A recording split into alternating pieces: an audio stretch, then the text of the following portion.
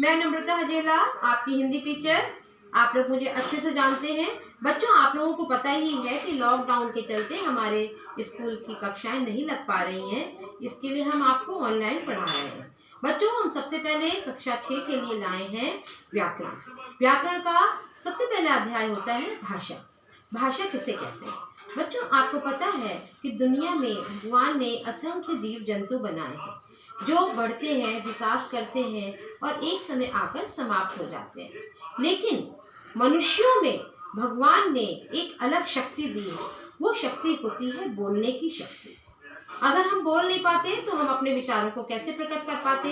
बोलने के माध्यम से हम अपने विचारों को प्रकट करते हैं। इसलिए हम प्राणी जगत में सबसे अभूतपूर्व हैं। बच्चों, आपको पता है कि भाषा किसे कहते हैं? हम आपको यही माध्यम से बता रहे हैं।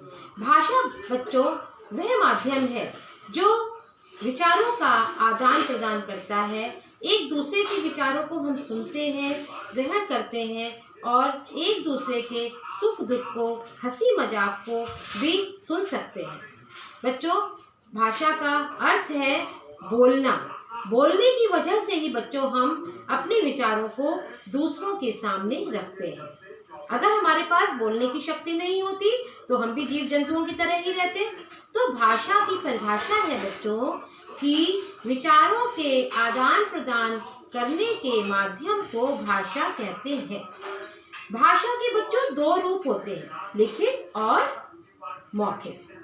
लिखित भाषा बच्चों लिखकर जो हम बच्चों भाषा को देखते हैं, जैसे हमने आपको कुछ लिखने को दिया और आपने हमें लिखकर दिखाया, वो कहते हैं लिखित। लिखकर प्रकट की जाने वाली भाषा लिखित होती है। और दूसरी होती है मौखिक, मुंह से बोलने वाली भाषा।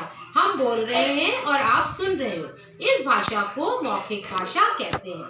मुख से बोले जाने वाली भाषा मौखिक भाषा है। इसके अलावा बच्चों एक और भाषा होती है सांकेतिक। सांकेतिक भाषा का अर्थ होता है बच्चों, एक उदाहरण से हम आपको बता रहे हैं। आप जब चौराहे पे जाते हैं तो एक बीचों बीच आपके में सिपाही खड़ा होता है जो हमारे पूरी ट्रैफिक को कंट्रोल करता है।